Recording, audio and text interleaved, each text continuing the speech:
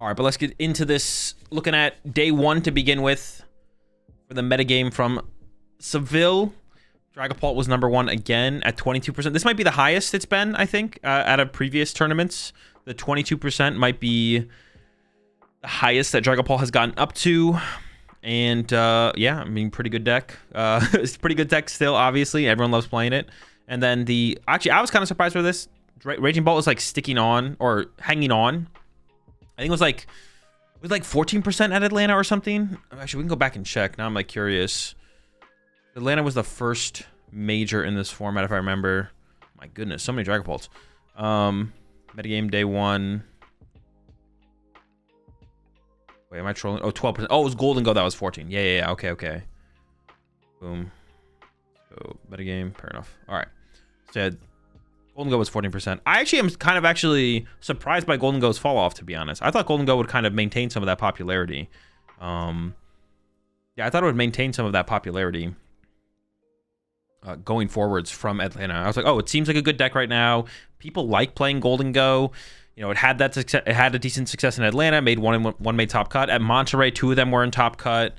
I mean, like 11% isn't like a low percentage or anything like that, but I thought it would like hold on to that like 13, 14 meta share. But I mean, it hasn't gone anywhere crazy. And I could see like at Milwaukee this weekend, it could be back up to like 13%, no problem, probably. Raging Bolt, I do expect to fall off though moving forward. Raging Bolt being at 12% is criminal. Like the deck is just like not very good right now, and I think it gets worse for it because Guardy is like obviously insane. So that's Golden Go, and then Guardy. Actually, I am surprised. I think Guardy is still being underplayed, but we might see that change going into Milwaukee this weekend. Like we might see it finally get up to the 10+% where it probably belongs. Honestly, Guardy should maybe arguably be the most popular deck in the meta. But if Guardy's the most popular deck in the meta, that means Dragapult isn't, which means all of a sudden that makes that the meta changes a lot, right? Then stuff like Joltik Box become a way better plays because your Guardy matchup is so good, stuff like that. If you're going to Milwaukee and playing Dango, would you play Dragapult or straight Dango? I'd probably play Dango Zoroark. I don't like Dragapult. I'm not a huge fan of it. I'm playing Dango Zoroark, but can I do 3 buddies and 1 jamming tower? Specifically, if I run into Guardy, which I do all the time. I would play a jamming tower, but I would not cut a buddy Poffin. I'm a little surprised we don't see more Guardy. The Clefairy is such a game changer. Yeah, Guardy feels underplayed right now for sure. But I think we'll see its numbers rise, but it feels like it's like a slow rise, to be honest. I feel like Guardy should be 12+ meta percentage, but we might see that change at Milwaukee. Guardy's definitely going to be above 10% at Milwaukee for sure. I'd be shocked if it isn't, and I could see it being like 12+ for sure. Our Chowdon was only 5%. Honestly, I think our Chowdon is still too popular. I think our Chowdon's just not very good right now. So even at 5%, I think that's overplayed still. I think our Chowdon's more like a 3% meta deck.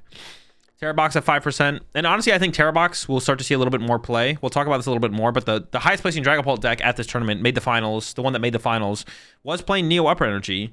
One of the main reasons that Terrabox has been a worse play going into where we are at the meta right now, post Champions League, where we saw Terrabox kind of dominate, is the inclusion of Unfair Stamp in Dragapult. Has been like one of the main reasons I feel like Terrabox has had a harder time. But Guardy's becoming more popular, which is a good matchup. Dragapults are starting to cut on their Unfair Stamps a little bit. I think we'll see people start to cut it more going into Milwaukee. So I don't think Terrabox is like in a ridiculously good spot. I think we'll see it probably come up to like 6-7% going into Milwaukee for sure. I think it being at 5% is like fine here. It's like reasonable. Joltik Box also at 4.6%. I think Joltik Box is probably also a little bit underplayed right now, and we'll see that rise up again. We'll start to see that rise as well. It's going to come up a little bit. I think Joltik Box is definitely underplayed. Charizard was only at 3%. That feels overplayed. Tank Terrapagos at 3%. I wouldn't say that feels overplayed, but Tank Terrapagos had a massive fall off, but for good reason. It's got a really bad guard form matchup. It was 10% of the meta at Atlanta, and now it's all the way down to 3.4%. I was a pretty big fan of the deck pre-Atlanta. I think at Atlanta, it was like a fine play, but post-Atlanta, I think Tank Terrapagos is basically, I don't want to say it's unplayable, but like having a bad guard form that bad of a guard form matchup is pretty bad. And your Dragapult matchup is like pretty close as well. Slightly favored, if not 50-50. So yeah, Tank Terrapagos around 3% makes sense. Flareon around 3%. I think this deck is, it's just going to get harder for Flareon moving forward because Gardevoir's going to be more popular, more successful. I have seen some of y'all in chat, though, when I bring up this matchup, Flareon versus Gardevoir, I think it's Guardy favored. But I see some of y'all in chat being like, it's not that hard. You Sylveon their Guardies, you know, you reset them by some time. But yeah, I'm not convinced that that does it, to be honest. I'm not convinced that does it. So yeah, I think Flareon box at 3% is probably about where it belongs. And Zoroark, we'll also talk a little bit more about this deck because we did see it make top cut. I think this deck is actually underplayed, and I think moving forward the deck just gets better. Would be my prediction, is that the deck gets better moving forward, unless the Joltik box matchup is bad, which I could definitely see this being a bad matchup for Zoroark, the Joltik box. If that's true, if it is a bad matchup, then Zoroark is probably not a great deck moving forward. But I'm actually unfamiliar with that matchup. In my head, it seems fine, or it seems unfavorable, but I just don't know how unfavorable. If it's really bad, if Joltik box just destroys Zoroark, then, and I see y'all in chat, it feels unplayable. It's like 80-20. It's tough, but not unwinnable. If it is that bad of a matchup, I do expect Joltik box to become, you know, I could see Joltik box even getting to 10% of the meta as we get towards the end of the format. I could see that happening as we like get closer to Portland. I can see Joltik box making that push in terms of meta share. And if it is a bad matchup, then Zoroark is basically unplayable because your Dragapult matchup already feels like close. I would say Zoroark is favored against Dragapult slightly. You have a good Gardevoir matchup, but then when you get into stuff against like Raging Bolts and Golden Go, stuff gets a lot more iffy. And then if you have a bad Joltik box matchup as well, and I think you're like slightly unfavored against Terra box at the very least. So Zoroark is like a fine deck. If Dragapult and Guardy are dominating a ton, then I think Zoroark is really, really good. So I think for this tournament specifically, Zoroark was like a pretty good play. But moving forward, maybe it's not quite as good depending on that Joltik box matchup. If Zoroark plays League HQ and Hoopa, they can 50-50 Joltik. Ooh, that League HQ though, I kind of like that. It's also good against Raging Bolt as well. It's also good against Terra box, honestly. It's also good against Terra box because you can go like League HQ Iono. Ooh, I like that. I like the League HQ. I mean, you lose access to your stadium, but you can make that work probably. You can make that work. It's just like for a combo turn at the end of the game. It's just for like a combo turn at the end of the game. Let's take a look at day 2 real fast as well. May as well. I mean, nothing crazy really changed. Dragapult more popular. Gardevoir more popular in day 2. Golden Go and Raging Ball had a little bit of a fall off. Joltik had a big come up. Raging Ball kind of stayed neutral. Terra box stayed neutral. Same thing with Flareon. Zoroark had a little bit of a come up, but sample size is so small, it's really hard to like read too much into that. We can take a look at the conversion rates though, in terms of popularity from day 1. Dragapult 20. Yeah, we see Raging Bolt and Golden Go 12 and 13. Gardevoir pretty good there, 27. This actually like these numbers are cool because it's as I look at these numbers more, it'll give me a better idea of like what is a good conversion percentage and what is a bad conversion percentage, or like a more of a neutral one. But I feel like the good conversion rates are like 25% plus is like, that's when you're in like the good territory. That's when like a deck had like a really good had a good conversion. Like 25% plus feels like that's the really good mark. And then I don't know, like 17, 18 is like more neutral, right? Or positive, I guess, right? So yeah, Joltik box and Gardevoir had that. 27% from Gardevoir, 31% from Joltik box. But yeah, I've like never ran these numbers before and really looked at like the percentages. Okay, so we'll hear me out. 1-1 for Rigorath and Terra box to counter Guardy and big basic decks. Well, I mean, Terra box is already favored against Guardy, and Rigorath does literally nothing against Gardevoir. I mean, the Rigorath is like okay against Raging Bolt. It's like a nice option against Raging Bolt. It's a nice option in mirror match, but I mean the Rigorath is like okay. It's like really good against Joltik box. Like that's where it's like really good. I feel like that's like its strength. How's conversion calculated? It's literally just decks that made day 1. It's literally just decks that made day 2. It's just the percentage of decks that made it from day 1 to day 2. It was 20%. So 20% of Dragapult players made it to day 2. There was 180 Dragapult players, and 20% made day 2, which is 36. Should I just join you to talk about Zard? Not yet. We haven't looked at lists yet. But those are like the standouts from this. I guess like Zoroark has a little bit, but the thing is with Zoroark is like its sample size is so low. When the sample sizes get low enough, it's like, all right, like Zoroark also had that 30% plus conversion rate, but it's like, I mean, the sample size is 15 decks, so you definitely put less weight in those than something like the Joltik conversion, or specifically even the Gardevoir's conversion more so than anything, because they're like a lot higher played. What percentage of players make day 2? Is it 20%? 20% of Dragapult players made day 2. There was 180 Dragapult players. 20% of them made day 2.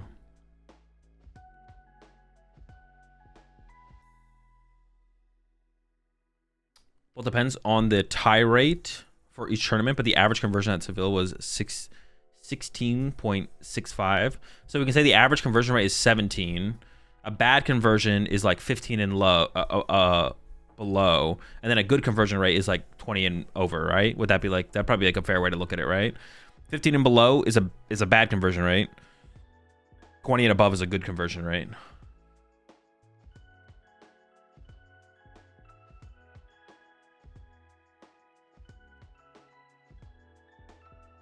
I can see Frosthouse Monkey Dory catching up in play rate too. Frosthouse Monkey Dory is one of those decks that just never gets super popular. It just never will be super popular. 31% Joltik is insane. They had a 31% conversion rate. It's not 31% of day 2 meta. 31% conversion rate isn't like that ridiculous. I would say like it's a good conversion rate, but it's like not like, yeah. But like decks in every single, there's going to be a couple decks in every single tournament that have like the 30 plus. There'll be a couple of them that are around 30 plus. What was the highest percentage you've ever seen at an event?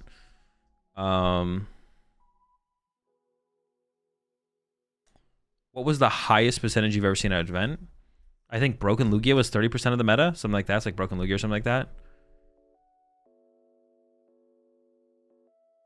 People had 100% conversion rates the last 2 regionals. Yeah, exactly. But those conversions don't mean anything. Like, right? Like 1 of 1 Caparaja made day 2. 1 of 1 Slacking made day 2. But these conversion rates are 100%, but they mean absolutely nothing. These conversion rates mean absolutely nothing.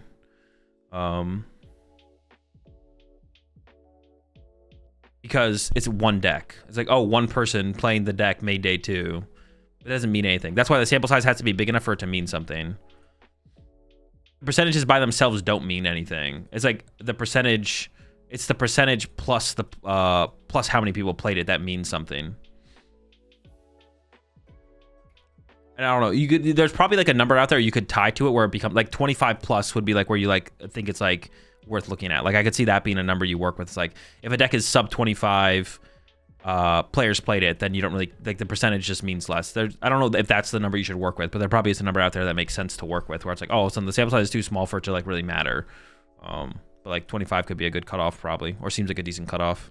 And then in this case, then we wouldn't like rate the Zoroark conversion rate very high. But all these numbers are just kind of like cool to look at. They don't mean a whole ton. Like you can't just overanalyze the data. I feel like in Pokemon it's hard to like put a ton of time to like analyzing the data like this and then actually get a result where you're like, oh, this is the broken play for the next tournament, or this is the broken play right now. I feel like things yeah, you can only do so much with the data, I feel like, for sure. Yeah, we can only do so much with the data. You don't seem to like Jolterbach much. I'm still pretty new to TCG. What's bad or what's wrong with it? I don't know. What if I don't think that's been my sentiment about Jolterbach at all. I mean, the deck seems like a good deck. It's like fine overall. I don't think it's anything crazy. It's not a Guardy or a Dragapult. But I feel like that's not been my sentiment at all about Jolterbach. What's the most Mickey deck you've played against at a tourney, then surprised to see it make day 2? Whatever deck you play is the most Mickey thing I've ever seen. But yeah, those are the conversion rates. But let's take a look at the list now. The list, of course, are what everyone is going to be more excited for to see.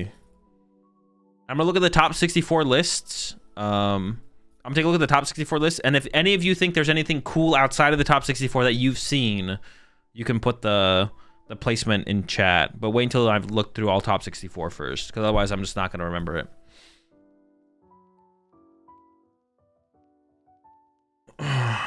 If one is decent enough at the TCG, should they deploy the speedrun to Ultra Tech on ladder? You're just, I don't know what you're saying, son. I feel like you're trolling me. I feel like you're literally trolling me. For sure. All right, but yeah, Gardevoir obviously won. And like I already mentioned, it just was the Brent Tonneson 60. Literally not a card change. This is what Brent literally used to win the Monterey Regional Championships the weekend before, 2 weekends. I think it was just the weekend before, right? So, yep, did it again. And like I said, like, I feel like the results speak for themselves. If you're looking to get into Gardevoir, or you're looking for somewhere to start with Gardevoir, I would just try this. I would pick up this 60. It's where I'd start. I know the Henry Chabot with the Zoroark is cool as well, and I don't think it's bad, but you can't really argue against the results. So you may as well start where the success has been. By the Cleffa? Early game draw power. Just early game draw power. I mean, Cleffa's a good card, right? Cleffa's a good card. I'm not, you discussed it on the podcast. I mean, just running the donk deck until you get to Ultra League. Oh, what'd you say? If one is decent enough at the TCG, should they deploy the speed run to Ultra Tech on ladder? Oh, okay. Well, I mean, it doesn't really matter. It's just if you want to get to Arceus faster, you do the thing. Yeah. It's like if you want to, if your goal is not to just play games of Pokemon with the deck you're playing and you just want to like climb up faster, then just do the donk thing. It has nothing to do with skill level. It's just like what you want to do. Yeah. Appreciate the 4 months there, Dill. Hate not drawing Ralts or a Stadium or a Nest Ball or an Ultra Ball and having a horrible turn 1. Is there any way to minimize that? That's just the game, bro. I hate playing the Pokemon TCG when I don't draw perfectly. God damn it! I think you should try chess because every opening hand is exactly the same. There's 2 opening hands and they're both pretty good. Yeah, I think you should try chess. There's 2 opening hands and they're both pretty good. Do you have any preference between Dragapult Dusk or straight Dragapult, and why? I prefer to not play the Dusknoir build, but I think that I prefer to not play the Dusknoir build because I think I just like enjoy playing that build of the deck, but I actually just don't know which one's better, to be honest. One time I played Azul Day 1 at a Major and he donked me both games with Rhino and then proceeded to say, easiest game. Easiest game of my life, kid, and then packed his things up and walked away. Dude, it was so easy. What matchup would you want to use Cleffa rather than Badoo? It just depends on your hand. It's hand dependent. If your hand's dead, you want to draw a card and you need cards to draw to play the game, you do that. Badoo is always the better attacker to use. You'd always rather Badoo than Cleffa, but it's all just hand dependent. It's situational. And Brent thinks there's enough situations that exist in the Pokemon TCG to warrant playing the draw support Pokemon of Cleffa, basically. You never want to use Cleffa. You do it because it allows you to play the game and increases your win rate. It's all about win rate. But you'd always prefer to attack with Badoo or just have neither of them in play, probably. I don't know what to play at Milwaukee, Guardy, Zork, or Golden Go. I'm a little bit less comfortable with Guardy than the other 2. I don't want to sell myself short, though. Can you help me decide? Just play Guard 4. Start grinding right now. I hate that cards get randomized. How can I stop it from being random? I mean, if you feel like a deck is coming up short on Pokemon Search, then you just play more Pokemon Search on basic Pokemon Search. If you feel like it's coming up short.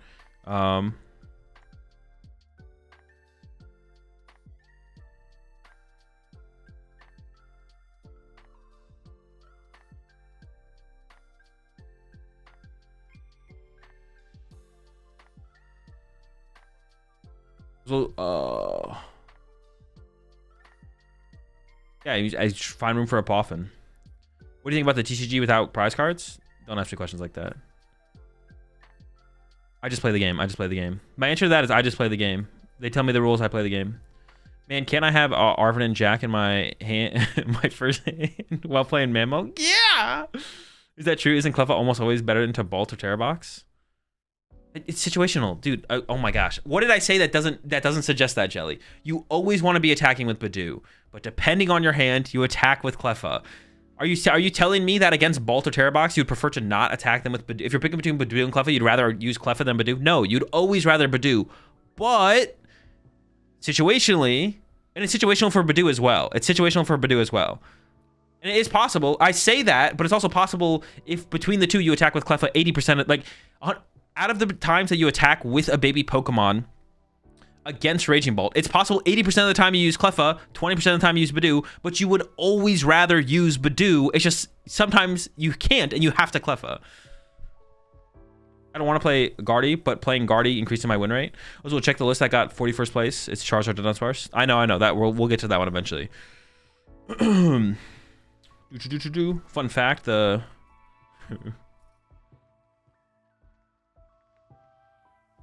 appreciate 2 months there, Just Ant. Based off your luck and knowledge of the game, what deck would you be playing today?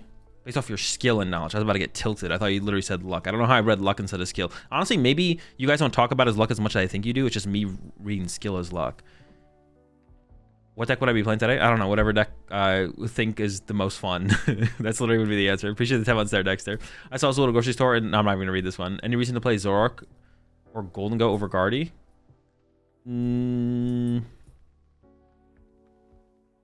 Golden Go would be the only one that'd be worth it because you probably have a... Well, I don't know if your Joltik matchup is that good. I have to play that matchup, to be honest. Not really. Not if you're trying to maximize win rate. It's probably just Guardy, to be honest. I'm curious, have you ever played Hearthstone professionally, or you're just TCG exclusive? Never professionally, but I have played Hearthstone. Where's the fun of making decisions based on board and hand state? I want a flowchart of when to use which one. Yo, give me that flowchart gameplay. That's what we all want, bro. We also want a little flowchart in our lives. If I made one of your streams, I've been watching your videos for a while now, and I made the Tank to Rapagos deck. You're my favorite streamer right now. Appreciate it, Zach. You enjoy the content. Is Great Manly in the room affecting your luck? Is Great Manly with us right now, affecting our draw? Hey, thanks for doing this kind of content. What are your thoughts on Dragapult Zard? Terrible. Don't talk to me about Dragapult Zard ever again. Well, I guess it's time to drop Arch and play Guardy. That would be, if you're trying to maximize your win rate. Yeah, Arch is like pretty mid compared to something like Gardevoir. So you retweeted Tanner Hurley's Medify tweet. Any other coaches you would recommend currently shopping around before an ASC? I mean, not really. I mean, I'm not even like, I just like putting stuff out there. I like trying to do what I can to like amplify, like if players are doing stuff in the space like content and stuff, and it seems like they're well intentioned and stuff like that, I just like trying to amplify everything, to be honest. Like if I ever see anything on Twitter, someone's doing some kind of master class or made an article or made a YouTube video, you know, I'll like those things, retweet those things. It's not an endorsement of like Tanner as like a coach. I've never seen Tanner coach. I've never coached with Tanner, but like Tanner's a pretty good dude. I think he's well intentioned. So he's doing a Medify class. Yeah, I'll retweet his Medify class to amplify it as much as I can to the Pokemon community, stuff like that. So have you ever been known for a type of deck like Henry Chow for Guardy, Tord for Zoroark, or Terrabox? I mean, maybe a little bit in the past. I don't, dude. The thing is, like, but people like force it onto me, dude. People come to my, like, after playing. I don't know. I'm trying to think of like a deck. Like I play decks because I think they're good plays. I don't play decks because I care about the cards or the deck, to be honest. But yeah, when I had success with Charizard, whatever, 2 seasons ago or 1 season ago, do people be like, Azul, why are you not playing Charizard at the tournament? I'm fucking done with that guy. Fuck that guy. But I'm not. I mean, only because like the community puts it on me. I don't really like. Yeah, I mean, if I just play a deck a lot, it's because I'm enjoying playing the deck. If I play a deck a lot at the tournament or have success at the tournament, yeah, it's kind of like a community thing. It's not really. Yeah, Charizard maybe Miraidon most recently, and then Charizard before that, I would say. That's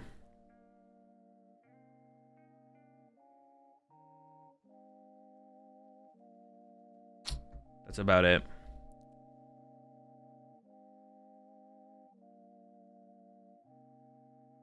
Why'd you stop playing Charizard? Because Lack's better. Yeah, I just play whatever I think is good. Like, yeah, or I'm having fun with. More recently, how I'm prepping for tournaments is a little bit more leaning towards whatever I'm just having fun with, to be honest, more so than what I'm like think is like the best play overall. But like, I just don't think about it that hard.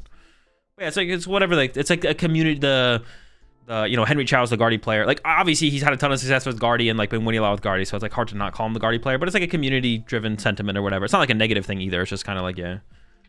I don't know, Charizard maybe a little bit. What do you think about Cackney and Golden Go with a couple 1 retreat gimme goals to help it get into the active tournament against Badoo decks? No. I'm going to Milwaukee this weekend. Do you have any non-game related tips for attending your first regionals? Get a good night's sleep, bring a water bottle, bring some snacks. That's about it.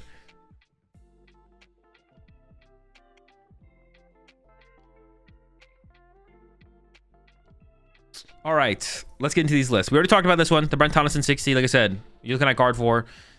But there's some more lists to take a look at. We've seen there was actually a decent amount of innovations in builds. I wouldn't say like there's any like new meta contenders that came out of this tournament, but there's a lot of innovations in builds, which were really, really cool and definitely worth talking about.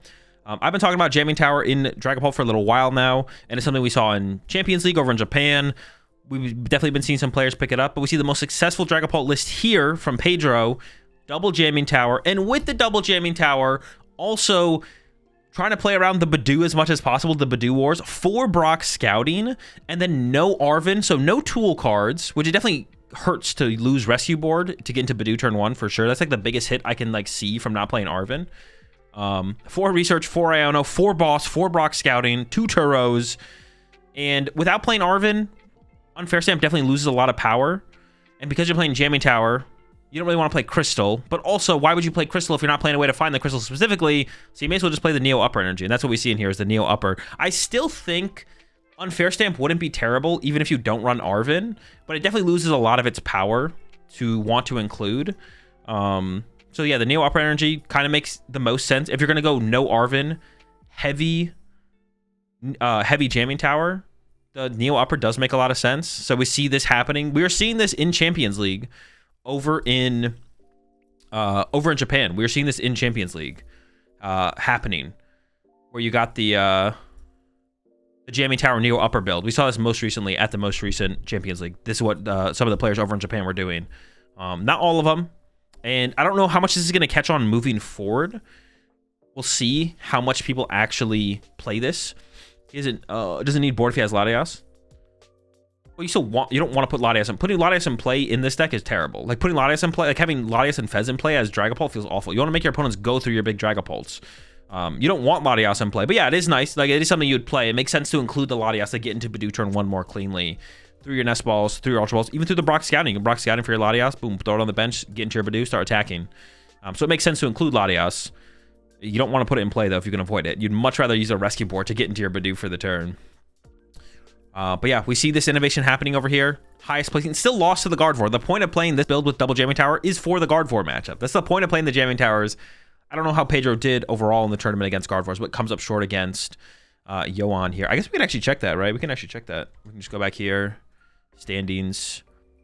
Do I just click the name? Yeah, here we go. Beat 2 Gardevoirs on the way to the finals, and then lost to that Gardevoir in the end there. But, you know, it was obviously taking down some of them. Sometimes you'll look at some of these limitless page results on the Gardevoir side or the Dragapult side. It'll be like the Dragapult player lost to every single Gardevoir, or the Gardevoir beat every single Dragapult they played against. So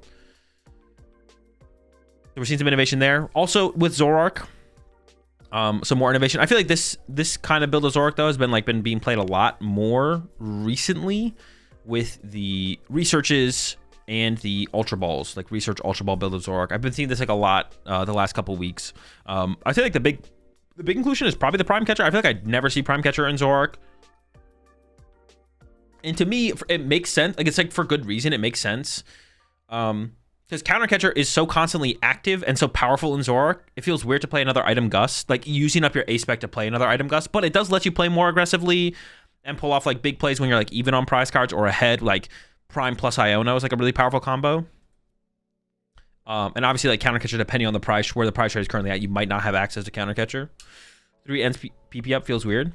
I think three's plenty, to be honest. It doesn't seem unreasonable. Is it better to go first or second with Research Zoro?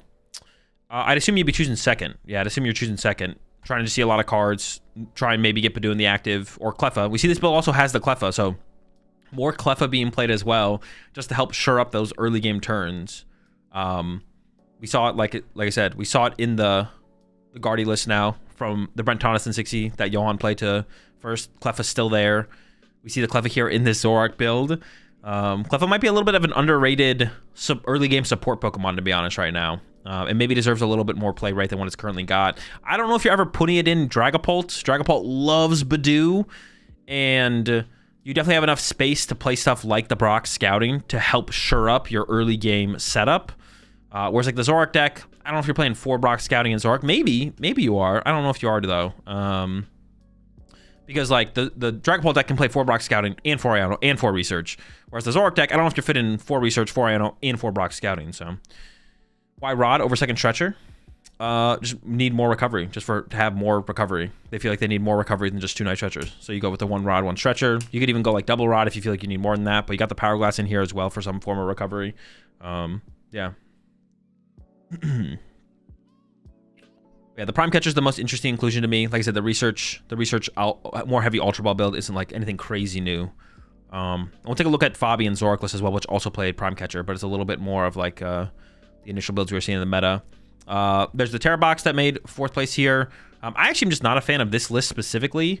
I actually really liked the list. I'll actually pull this list up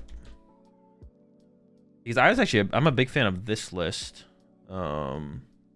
It's not like too different, but it is a little bit different. And I think it was the one, was it Johannesburg? I'm looking for Harper's list, yeah. I liked, hang on. I liked this 60 a lot. Oh, you guys can't see all of it, but like 4 Crispin, the Jamming Tower I really like, the Super Rod. I'm not sure how I feel about that rescue board overall, but yeah, I really like this 60. So if you're looking for my thoughts on a 60 to go with Box, Harper's List from Johannesburg special event got second. But yeah, Crispin is like the most important card in the deck, or like the most powerful card. So yeah, like I like 4 Crispin. I like the Super Rod to combo with the Crispin, stuff like that. So nothing crazy on the Terra Box. Another Dragapult list here. Dude, I've been hyping up Iron Bundle in Dragapult, so I'm happy to see it get a placement. And this list has got a lot of stuff. I mean, it's got Jack and Brock Scouting. Once again, no Dusknoir. I guess that's something worth mentioning. None of the Dragapult lists that got top 16 were playing Dusknoir at all. No one was playing the Dusknoir.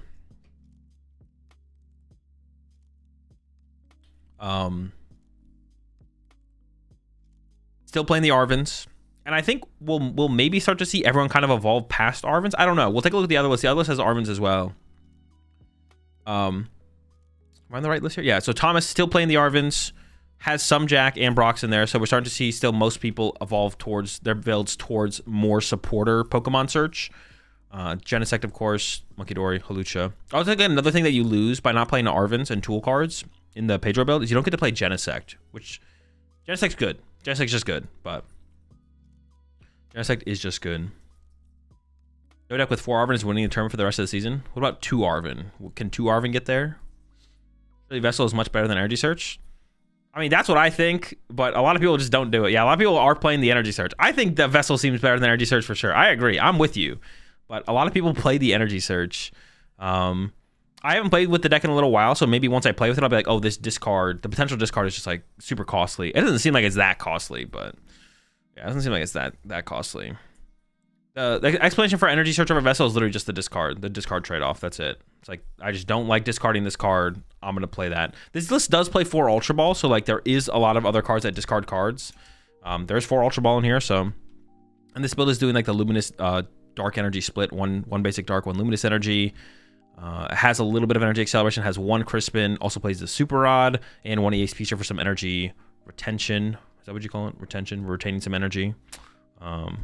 Early game, the discard can feel bad. Yeah, I could see it. It's hard for me to rationalize Energy Search being played over Vessel, but once I play with the deck, if I play with the deck, I might come to the same conclusion that it seems like a lot of players have come to. It's just like the Energy Search is just better.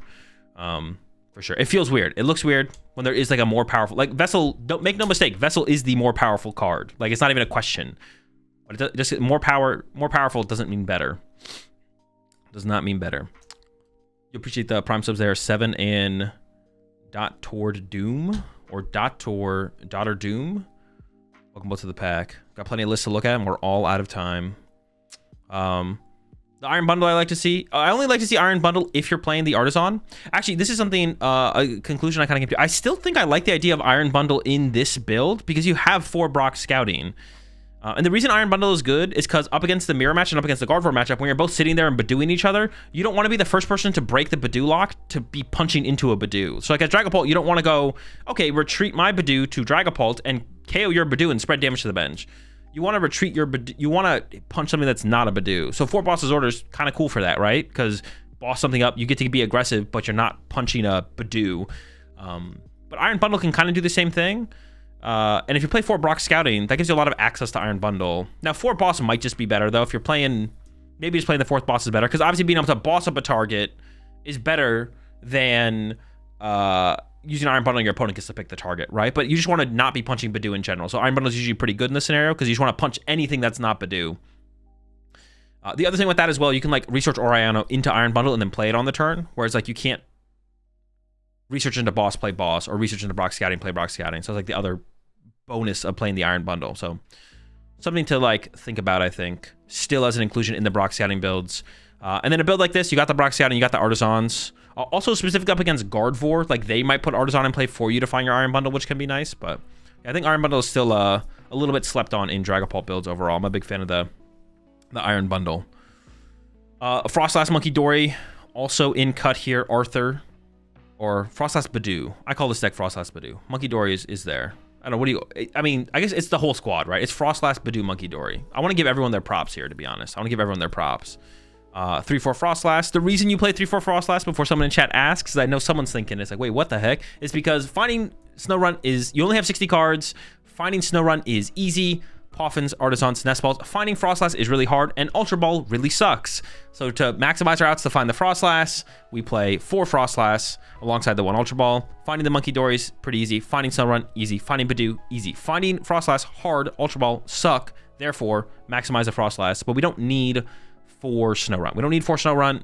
We can get away with 3 very easily. We'd probably rather play more Pokemon Search cards before we actually would play more Snowruns, to be honest. I really enjoy your videos. I'm going to my first NAC. Any advice for me? No, just have a good time. Don't overthink it. Get good sleep. Bring a water bottle. Bring some snacks if you're playing on day 1, and just try and have fun. Play some Pokemon. I could be wrong, but didn't it for the WinTCG invent this deck?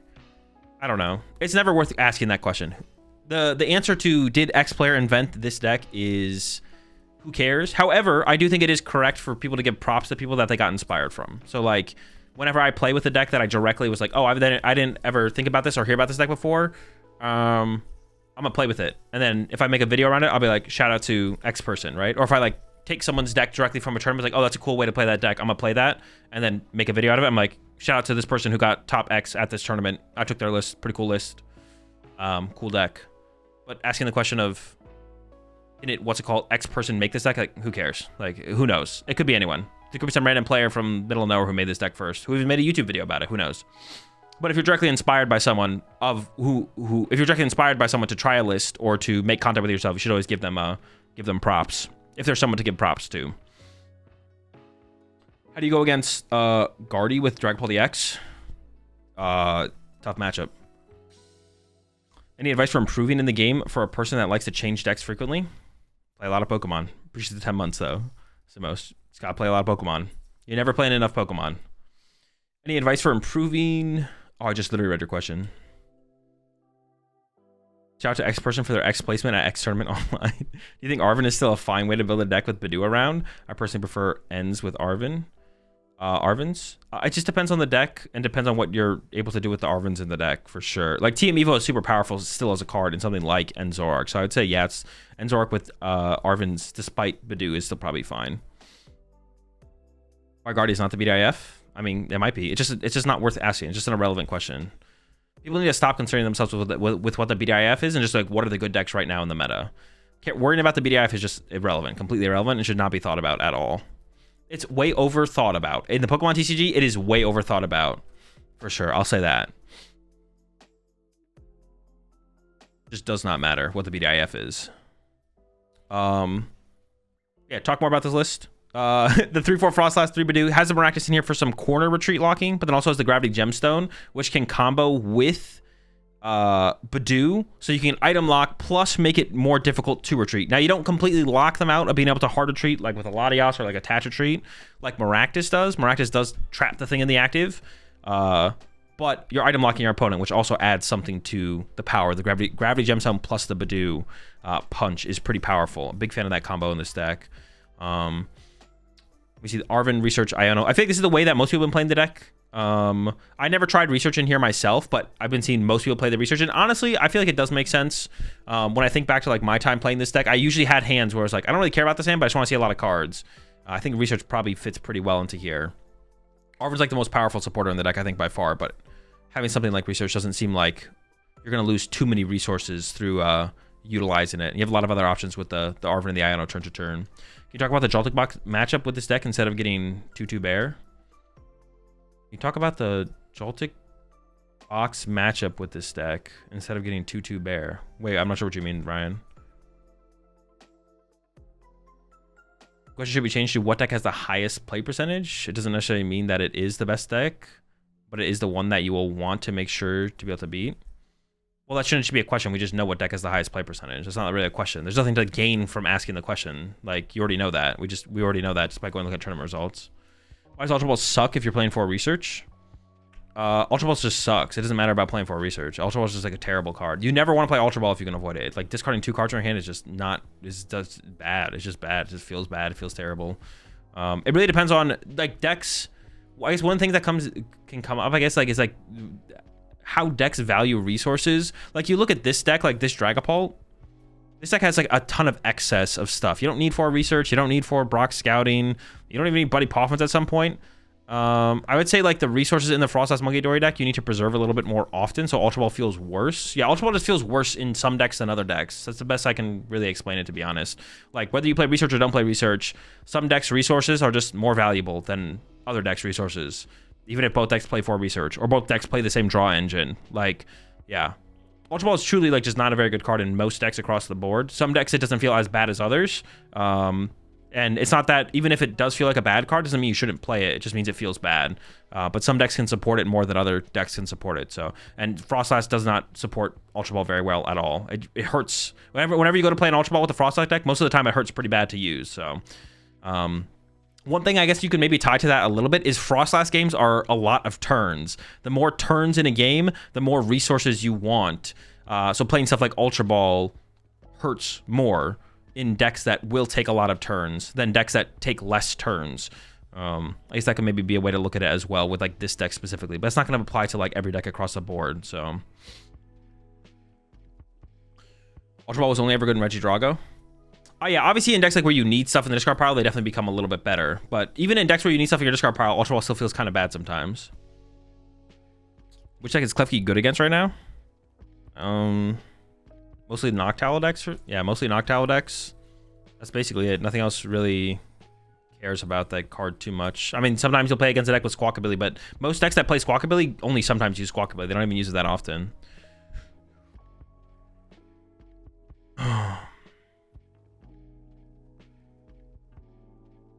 Yes, you and I know what deck has the highest play percentage, but the people who are asking the BDIF is not the ones who are checking Limitless or on the daily. Yeah, but I feel like you're not giving people enough credit. I feel like a lot of people are aware that Dragapult is the most popular deck by far. For sure. What else I want to talk about with this list specifically that I liked? Rakdos Gemstone. I like the double Bravery Charm as well. Just Tanky Badoo is just really annoying. So having not just one Tanky Badoo, but 2 Tanky Badoos. Also, Tanky Badoo is so good that honestly, the chance of just like prizing your Ultra Ball or you're prizing your Bravery Charm kind of sucks. Counter gain's pretty good in here. I like the counter gain. And then 2 TM Devo. This is what I've seen a lot of lists been doing recently is the 2 TM Devo. The TM Devo is actually just insanely good against Dragapult because even if you play against Dusknoir Dragapult, they play a single rare candy. And if you play against non-Dusknoir Dragapult, they play 0 rare candy. So not only is TM Devo good to just kind of board wipe all their evolutions in play, you can do cheesy stuff against like Slowpolt, where like they have a board of Drakloaks, and then you just use Devo for the turn, and you Devo all their Drakloaks, and then they evolve back to their Drakloaks, and then damage gets spread on them by Frostlass and Monkey Dory, and you can just Devo them again. I actually even wonder if like 3 Devo could be worth it in here. 2 is probably enough because you don't have to play the matchup that way either.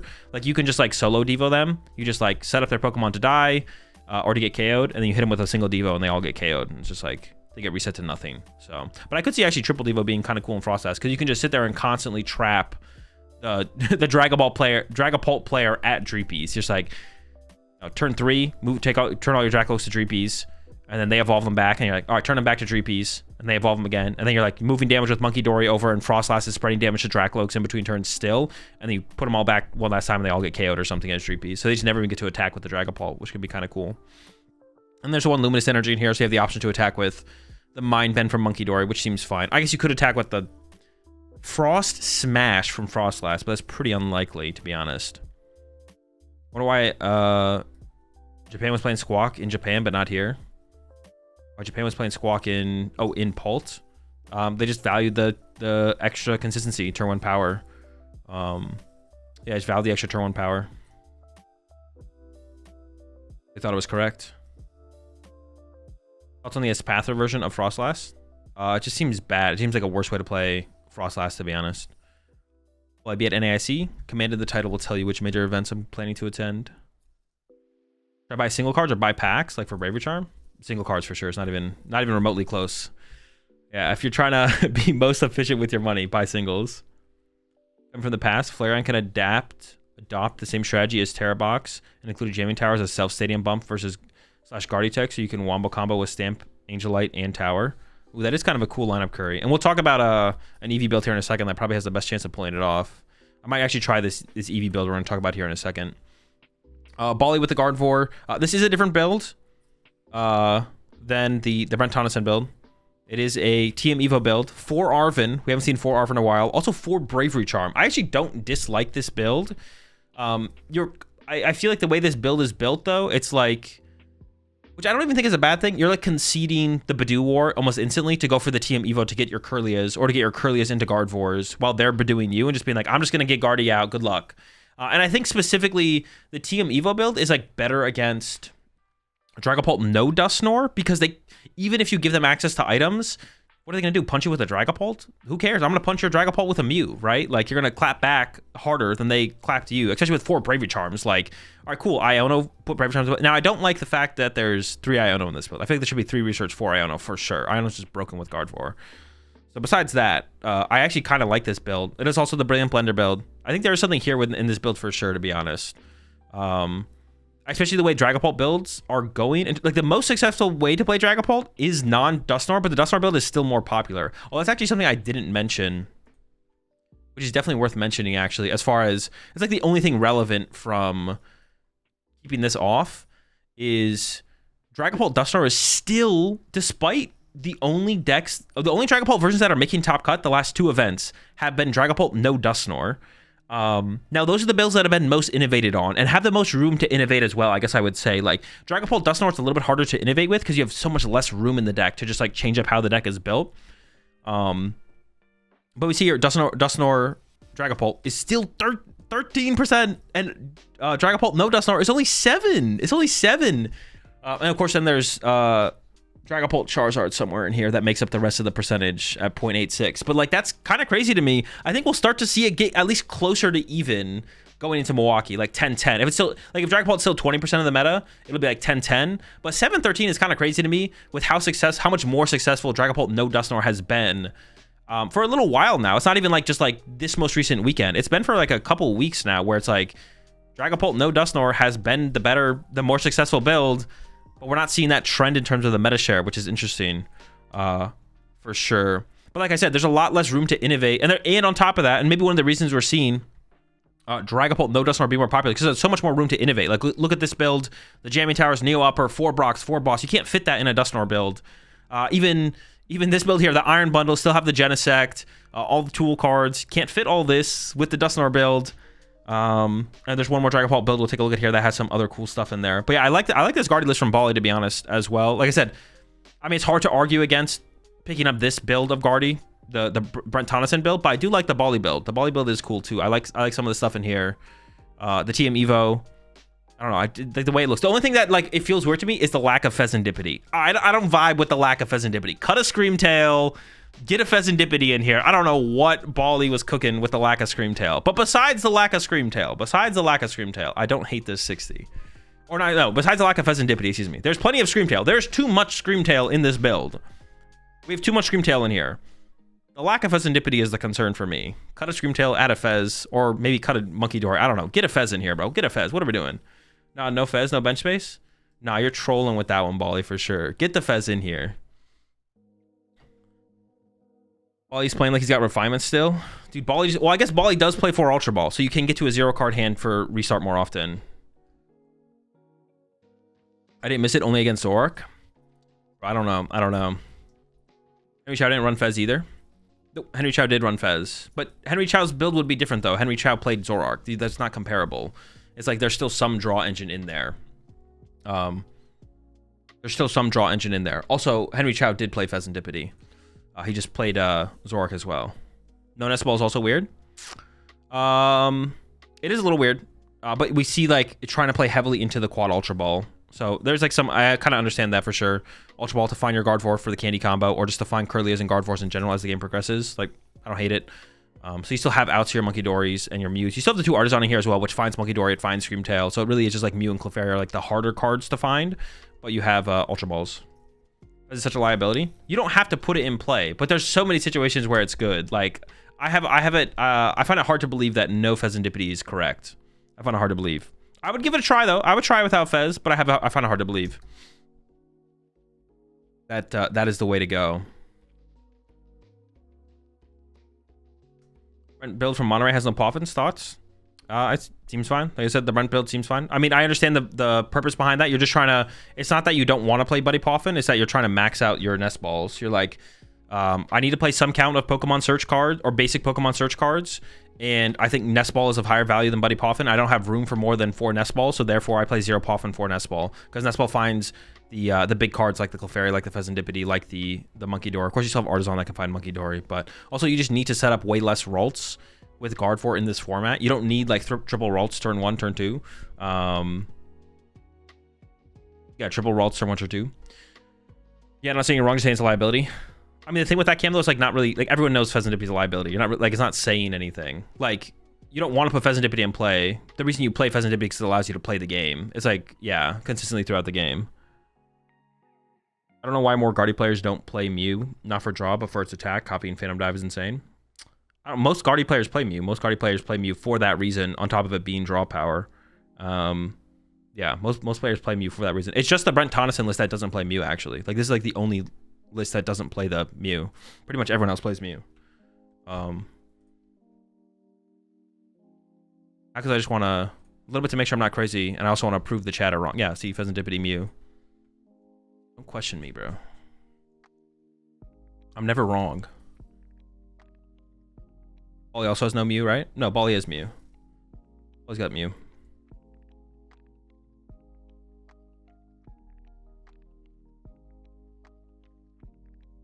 I want to play a 3-3 split with Prof and Iono and then play 1 boss in the 7th place list. Because they don't value boss very high, they just value draw supporters high. Just draw support.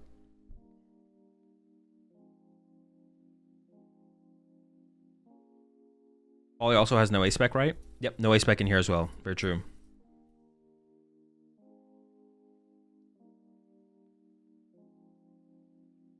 I mean, putting 60 when they have Monkey isn't always ideal, so copying Phantom Dive isn't always good. I mean, not really best of the worst. You have Monkey Dory or they have Duskull on their bench potentially. Like,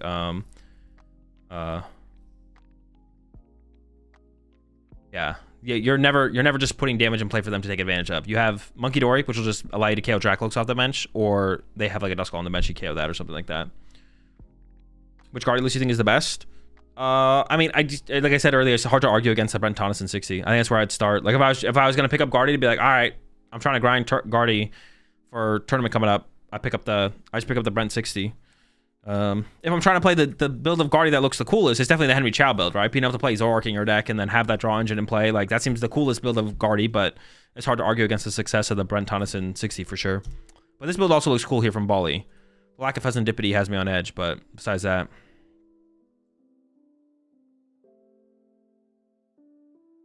This is the likelihood here, Jacoby.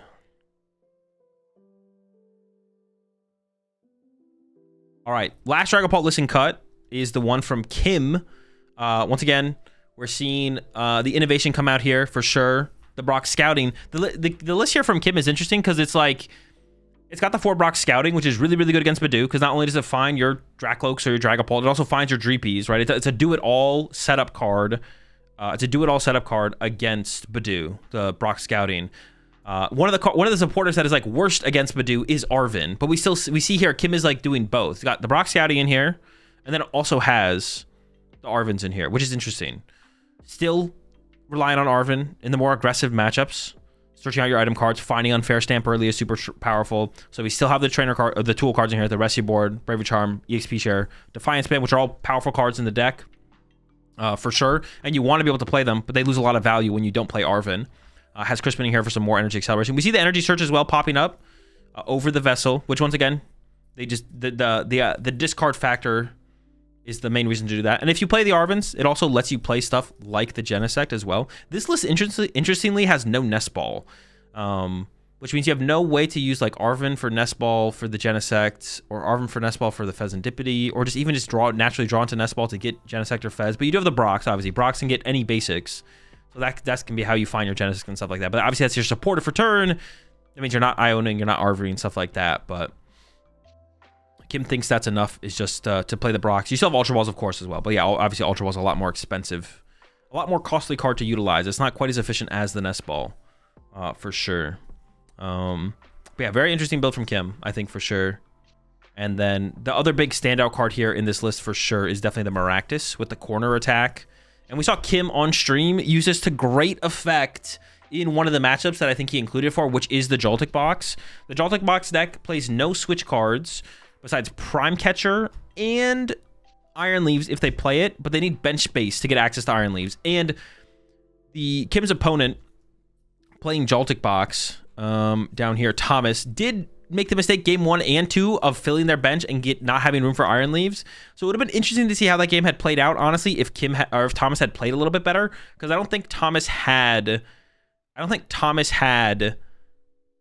fill the bench in either of the situations. So definitely some mistakes from Thomas in that matchup. Iron Leaves honestly might be enough to overcome like a Maractus in Dragapult.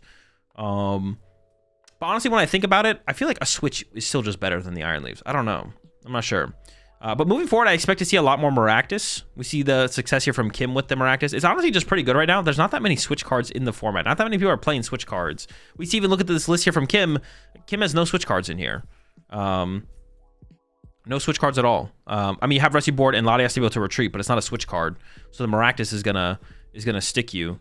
Like the other Dragapult list, we do see like a Turo. So in the mirror match, it's probably not going to be as effective, but yeah, the Joltik box specifically doesn't play a ton of switch cards, and that's one of the matchups it's best against. Also, Raging Bolt. It's also really good against Raging Bolt. Raging Bolt only basically plays Prime Catcher as a switch card. For anyone who's curious as how you use the Maractus, there's 2 ways to use the Maractus to win games. One is, let's say your opponent has 10 cards left in deck and a couple Pokemon in play that can't attack. You can use Maractus for 10 turns, and they'll deck out. The other way to use Maractus is maybe you can't deck out your opponent with Maractus, like you'd KO their Pokemon with Maractus before they would deck out, but you can sit there with Maractus. Let's say they have, and what we saw happen specifically in Kim versus Thomas is Thomas had like a Miraidon on the bench, but didn't have enough energy to attack with the Miraidon anymore, or needed to somehow find the energy. So what Kim did was bring up your Miraidon. You can sit there and you can punch it for 10 turns and put 200 damage on it. And then you can bring up, I don't know, the Latios off the bench. You can punch that for 10 turns, put 200 damage there, and then a single attack with Dragapult will draw you like 6 prize cards. And we see Kim is not short on Gust effects in here. 3 Boss's Orders, 3 Counter Catcher, fall behind, use the Maractus, set up an unlosable board state, and then attack once with Dragapult to win the game. So the Maractus is pretty sick right now, I'm not gonna lie. It's a pretty cool inclusion. I think we'll see more of it moving forward in not just this deck, potentially other decks as well. It's also can be kind of cool in Gardevoir. As like a comeback card. How do we find Gravity Mountain? Am I missing something? You're not missing anything, Grant. He did find it though, which is funny. Thomas literally top decked it when he needed it. So that is how you find it. Wouldn't Thomas have actually been fine if he didn't put 2 Miraidons on the bench? If I recall correctly, he got 1 trapped, managed to power it up, and then the other one got trapped.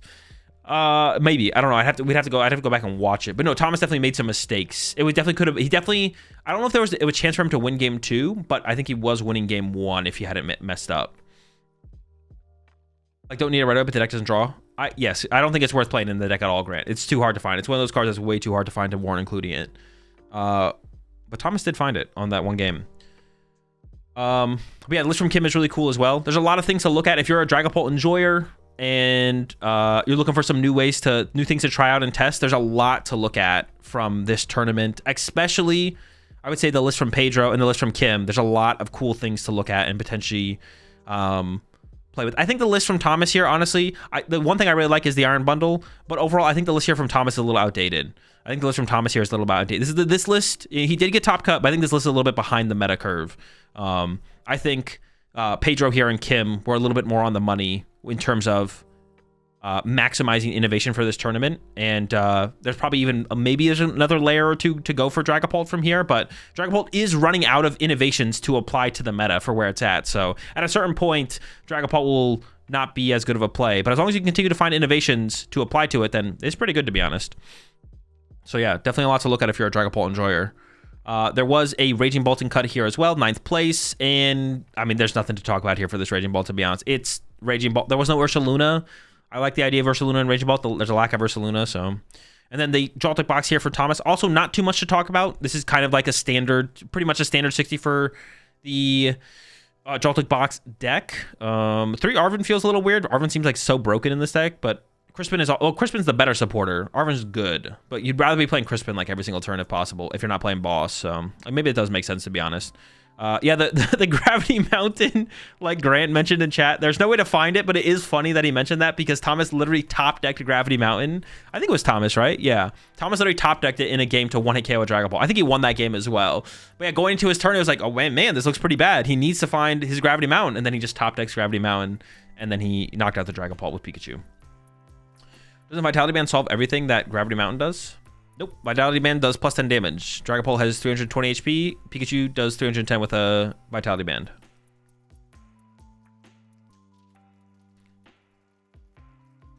Yeah, I don't think the Mountain's worth playing in here. If anything, like someone just mentioned in chat, Volcanion seems a little bit better. The problem with Volcanion, though, is you don't play Switch. So that means you have to have Volcanion on your bench ahead of time, and your opponent has to not disrupt you being able to get into Volcanion to utilize the Volcanion. Because your opponent's not just going to, like, against Dragapult specifically, your opponent is almost never KOing your active unless they're winning the game.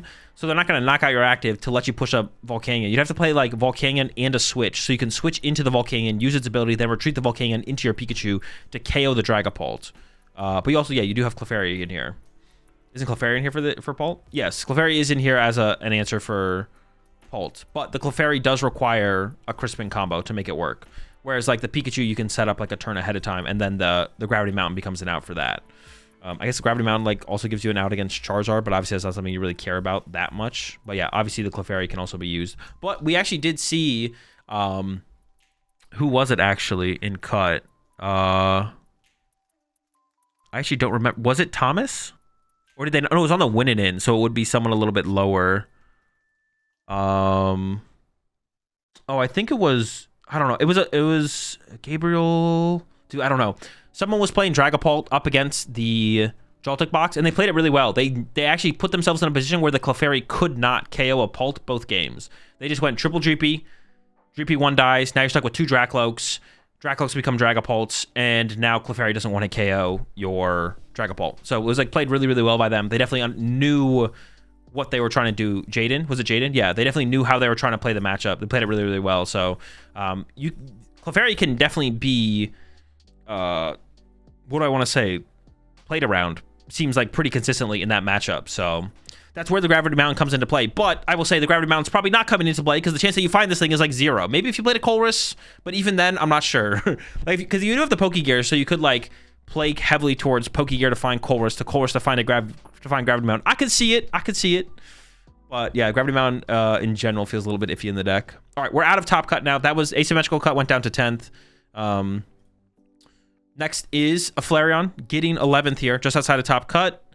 And it is the Pidgeot build, which I really like the idea of this, to be honest. I actually really like this list. I think decks like Tank Terrapagos, although I think Tank Terrapagos is still not a very good deck. I think there's something more here with the Eevee box, and putting the Pidgeot in here, I really, really like. Like, the deck needs, in the mid-game, late game, the deck just needs more consistently high power turns, and relying on Noctowl isn't enough. The Pidgeot might be the thing you need to push you over the edge, though. Why not 1 Evo? Because you have no way to find a turn 1, and yeah, you have no way to find a turn 1. And it wouldn't even evolve that much stuff. You can only evolve the baby Eevee and Pidgey, and you have no way to find the Evo at all. Because you don't have room for Arven in this deck. Yeah, really cool build with the Pidgeot in here. I really like this build as far as like the best ways to play Eevee box. I think playing Pidgeot makes a ton of sense. The deck needs more umph in the mid-late game for like higher power turns consistently, because it feels like the deck comes up a little bit short fairly often. Why do you like Unfair versus Sparkling? Just a more powerful, aggressive, Unfair plus Angelite turn. It's just like, it creates like a really, really powerful turn. I definitely like the Unfair stamp. No Briar in this build. That has to hurt your Golden Gun matchup a little bit, but probably not too bad. Yeah, probably not too bad. So thoughts on me getting the Pelean Mew EX SIR tomorrow? Good for you. I mean, are you good for you? I guess I don't know. You said if you're getting it, yeah. Are you trying to pull it, or are you just getting it? It's a very funny deck. I love watching it when it shows up on stream. Definitely only 2 Crispin. Yeah, only 2 Crispin. I forget how much Crispin I played in the list that I played. I think I had 3, but you got a counter gain in here. Also, like, Pidgeot's going to help you just so much more, like, you're just going to need less turn to turn because of Pidgeot, but also help you have more powerful turns. So I think Jamming Tower has a potential to swing and fix the Guardian matchup depending on how bad it is currently. I agree as well, Kura. Yeah, a Jamming Tower in here does seem decent if you can find the room for it.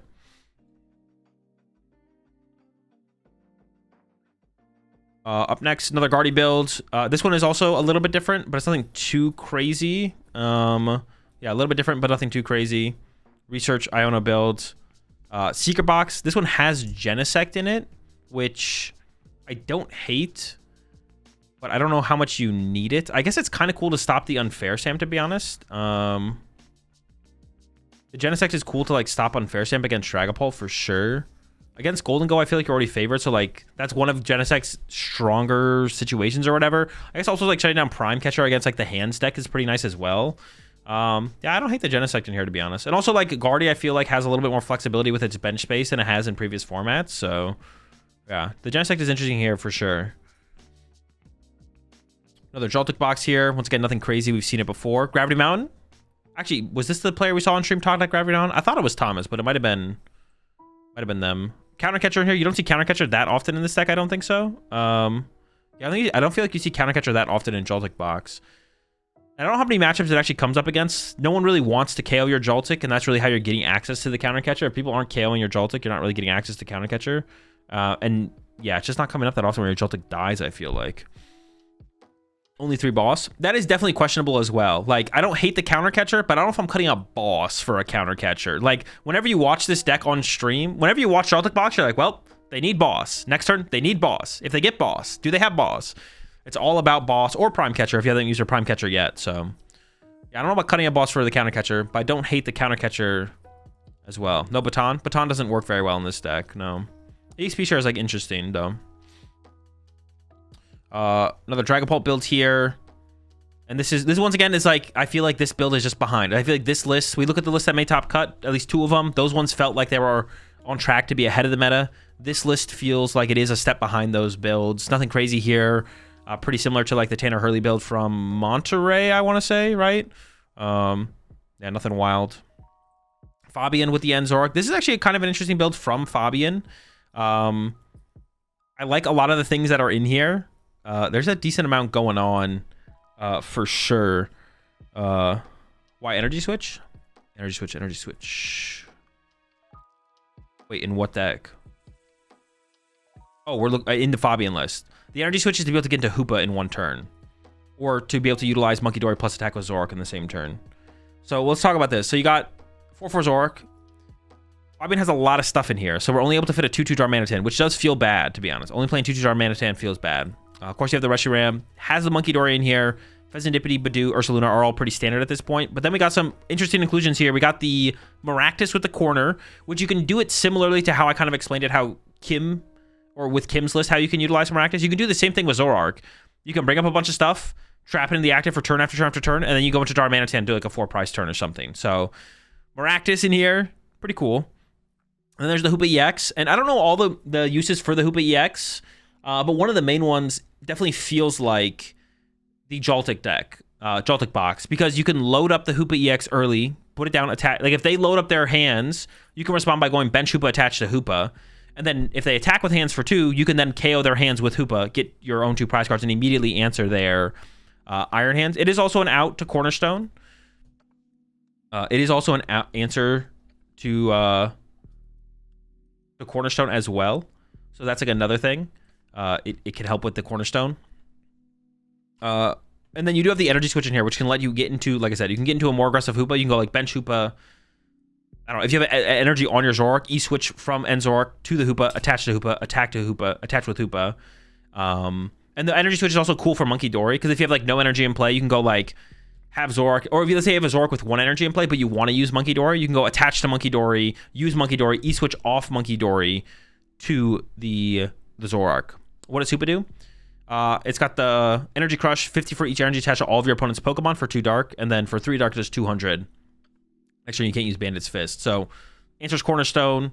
Also, pretty good against matching Iron Hands in the early game, for sure. So, you have like that as an option as well. I feel like Maractus plus Darmanitan and Defiance could be better for Cornerstone. I mean, you can still do that as well, right? This deck, well, I mean, your Maractus just dies. You can punch them with Maractus for 100, then you die. I guess you can then follow up with Darmanitan for 120 knockout. Yeah, you can do that. That is a lot more resources than just like probably setting up a Hoopa. Also, your Hoopa would like be useful after that as well. But yeah, the Maractus, that could work as well. You can Maractus with the Defiance into Darmanitan with Defiance.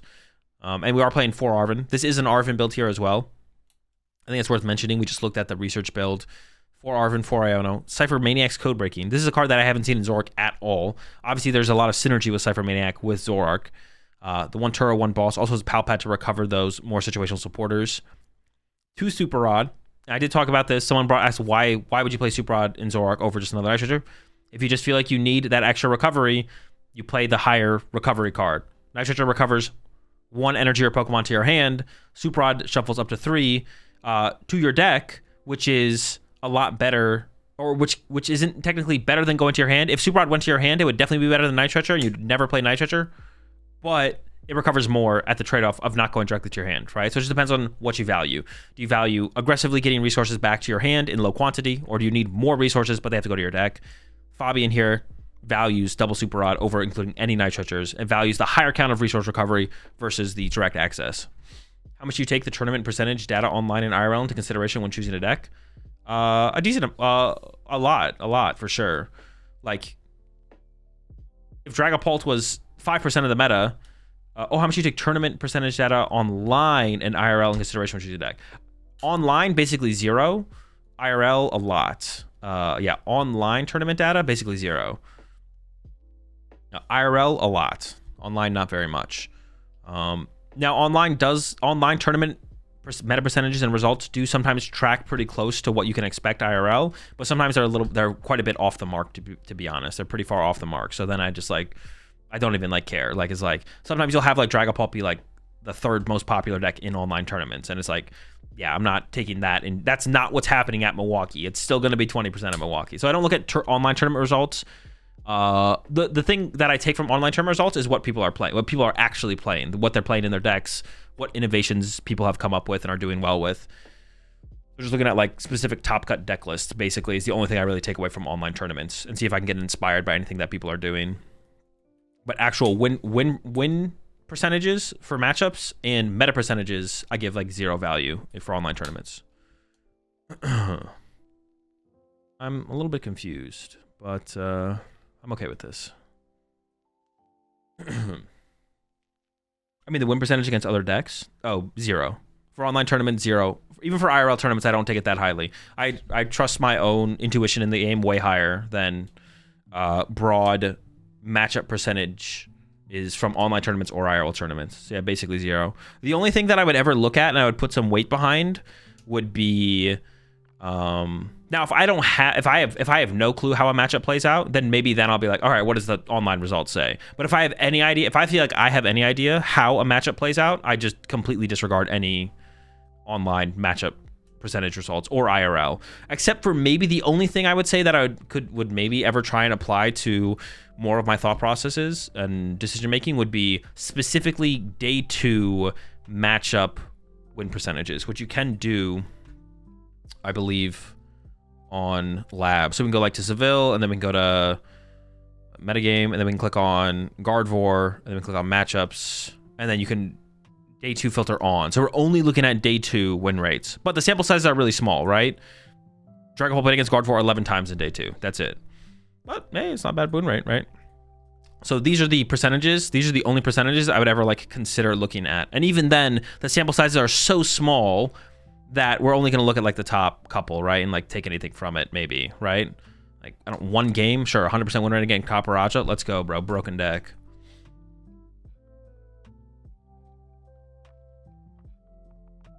Yeah, basically put 0 weight in it. What's your thoughts on Scovillian EX as a big hitter in the Frostdust deck? Bad. Not good.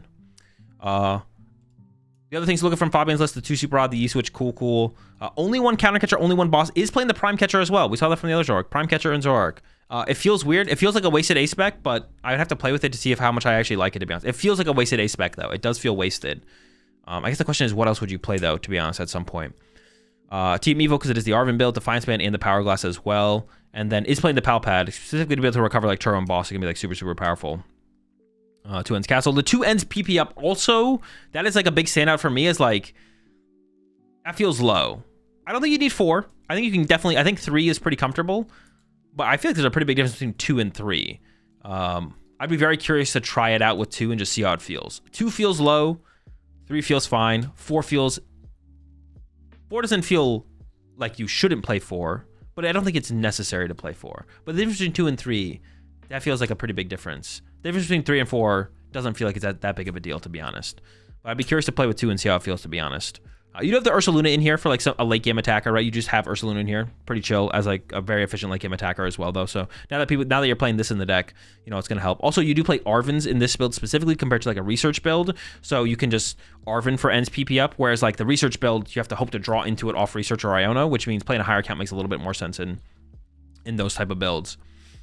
You appreciate the 5 months there turnip. I played my mate with the Poison Art Chaladon deck and smashed him. Thanks, bro. Of course. Rod does recover energy, though. It's not about recovering energy and having attachments for turn. It's about being able to put multiple energy in play on a turn. Yeah, it's not so much about attaching energy turn to turn. It's way some more about putting multiple energy in play on a single turn, for sure. Would Jax work in Zoro? Potentially. I think Cyrano would probably just be better. Maybe not, though. Cyrano would maybe just be better, to be honest. Oh, you're left-handed? No, I'm right-handed. Jax could work in Zoro. I've seen people playing Cyrano. I guess Jax has maybe a little bit more viability because it finds the Darmanitan, which is actually honestly kind of cool. Yeah, I could see it working. Appreciate 2 months there, Jam. Probably makes comboing with PP up much easier, especially with no rescue board. I mean, you're never really worried about... I guess rescue... I mean, no, rescue board doesn't ever make a difference because Zorak has 2 retreat costs. You just play more ends castle, but... That is true. That is true. That is like a big value point behind playing Prime Catcher, is it does combo with ends PP up very well. What do you think about Pure Golden Go versus Joltik Box? Does the Dango need Vengeful Punch to have a decent matchup? I think so. I'd probably go with Rocky Helmet, though. Is there ever a world Gardevoir ever starts playing Klefki again? Probably not. It's not very good. As a mid-game disruptor? No, the card sucks in the mid-game. It's only good early game. So the answer to your question is no, but if you're asking about just Klefki in general, probably not anytime soon. Klefki's not very good. Oh, my bad, Sean.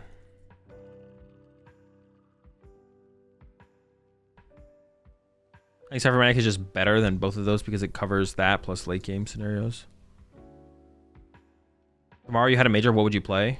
I wouldn't go. Is the ends list better without Pecharunt? Yes, of course. I've been saying that since before I played a game with Zorg. Pecharunt sucked in the deck always. It was never good. It was never correct. Any thoughts on a Trolley plus Jack build of Frostos Monkey Dory? No thoughts. No, Trolley's definitely overkill in that deck. You just always play Unfair Stamp. Unfair Stamp is too good in that deck, and Trolley would be you wouldn't feel like you actually got that much value out of it. Because the deck needs to build up its bench through attachments on Monkey Dory's turn to turn. So even if you Trolley and get 2 or 3 Monkey Dory, probably 2 Monkey Dory, you can't attach to both Monkey Dory during the same turn. So just playing a Poffin for your turn is always just going to basically give you the same value for the most part.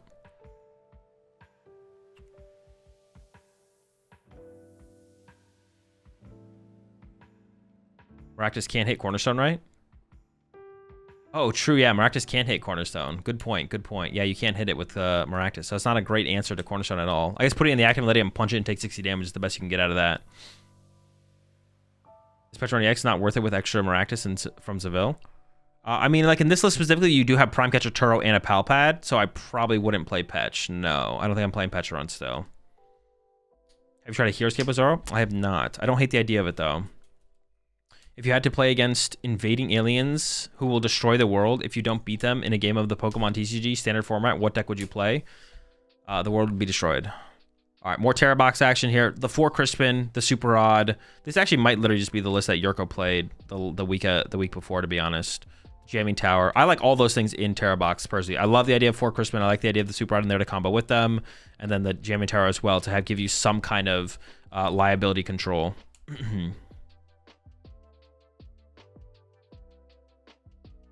Is there a reason most ends decks aren't playing a single copy of Sigilyph? Is it just a situation, would you say?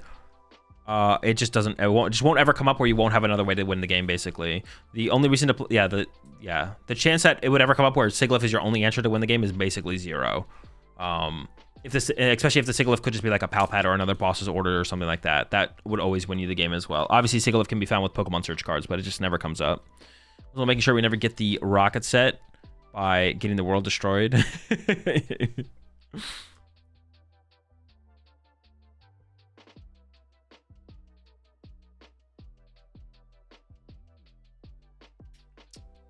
All right, Demetrius with the Gardevoir, and this I think is the exact. I think this is just loaded the Brontonis in 60, so we can skip that. We already talked about that. Another Dragapult build, but once again, this is very similar to like the Tanner 60 from Monterey. I think this build is a little bit behind still. Nothing really to talk about here. More Jaltic box action. This one has Iron Bundle. I feel like I don't see Iron Bundle that often in Jaltic box. I don't know if it's worth including, to be honest. I couldn't tell you. The Vitality Band is interesting as well. What does the Vitality Band line up against? Did you give your thoughts on Drifloon and Gardevoir? Whenever I played, it seems rare that I even use it. You should play Drifloon and Gardevoir. Have you ever read the second half of Rescue Board? I have. I've actually used it for its effect.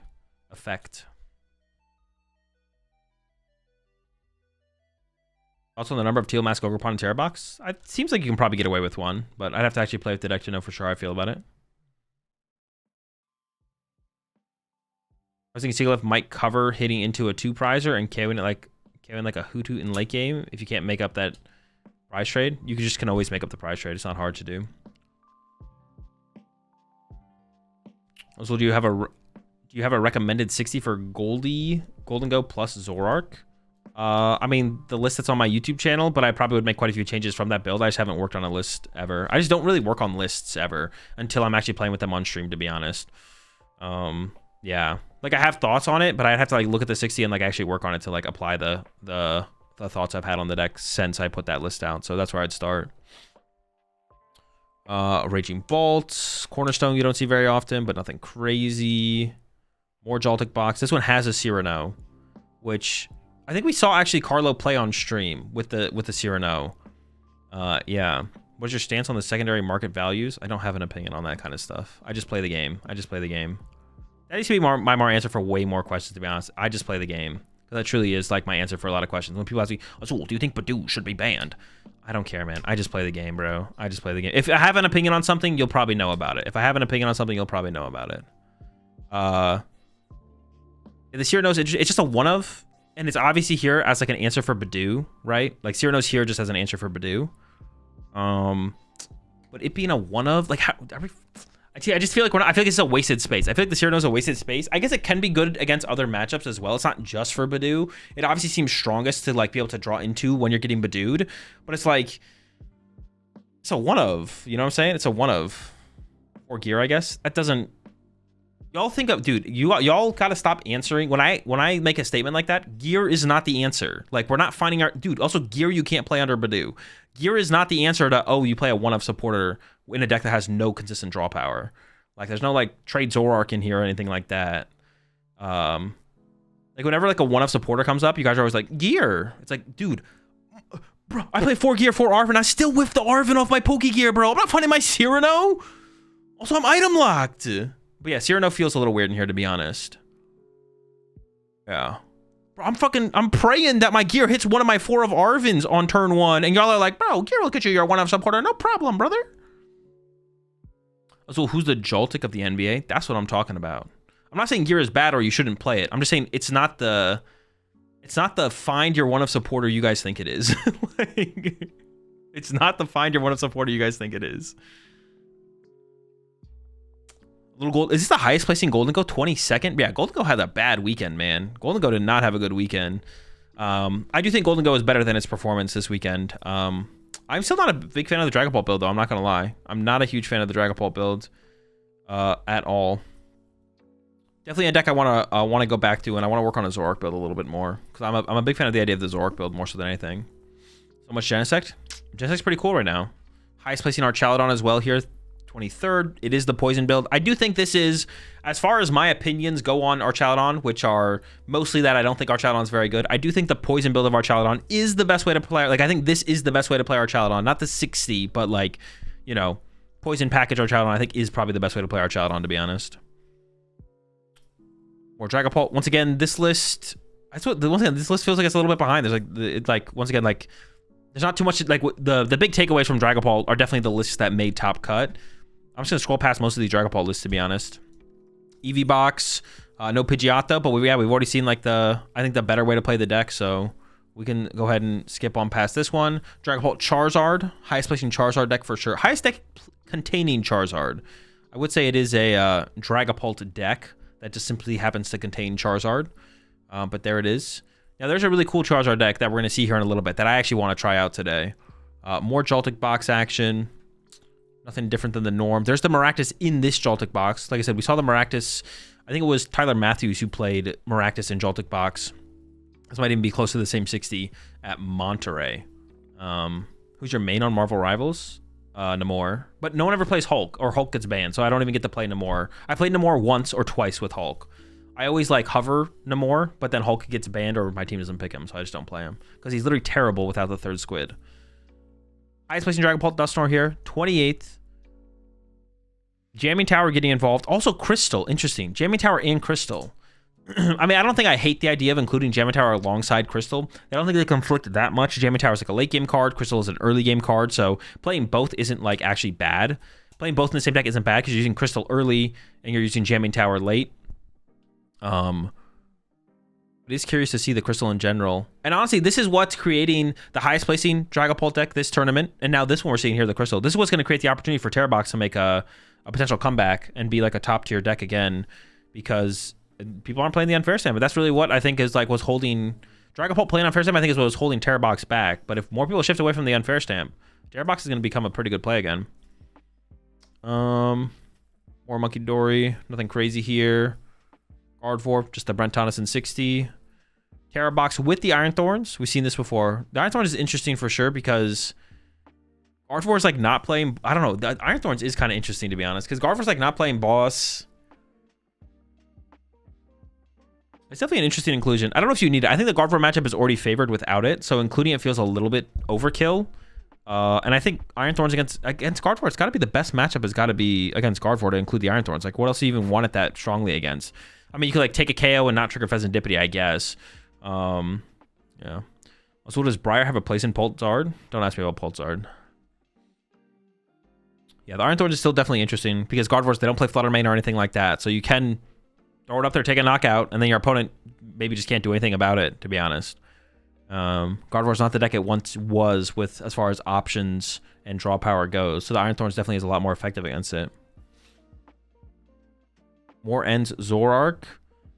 Arvin build. TM Evo. Precious Trolley Zorark. Okay. Interesting. No Pokegears, no Call Bells. The Squawkabilly as well in here for early game draw support. Yeah, redeemable. There's a redeemable ticket in here. Also, only 2 ends PP up. But that feels a little bit better when you have the redeemable ticket in here to be able to cycle your deck. This deck does not have an answer for Cornerstone, does it? Does this deck just lose to Cornerstone? Am I missing something? 1 Defiance Band. 120. I guess you could attack with Darmanitan twice to KO a Cornerstone, right? You go Darmanitan with Defiance into Darmanitan without Defiance with back-to-back reversals. That's a lot you would need in like 2 turns early on. You can also, of course, Gust around it. But if they get to like a lone Cornerstone board state... Yeah, it's definitely interesting, to be honest. The lack of Cornerstone answer.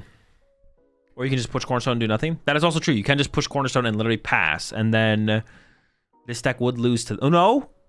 We have Scratch. Zorua with Scratch would eventually break through. We would force eventually. It would be weird, though. It definitely would be weird. Double Cornerstone instead? Yeah, this definitely loses the double Cornerstone. But no deck is really doing the double Cornerstone without like putting other liabilities in play. So this deck can probably beat Solo Stone. But it would be a weird game. It'd be interesting to watch for sure.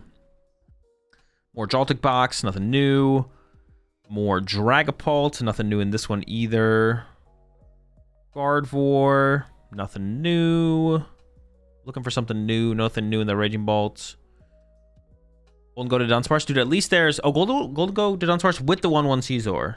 I do actually like the idea of 1/1 Caesar in Golden Go. I don't think I like it alongside the Dunsparce, but that's kind of whatever. I do actually just kind of like the 1/1 Caesar inclusion in Golden Go. Like, don't play the EX.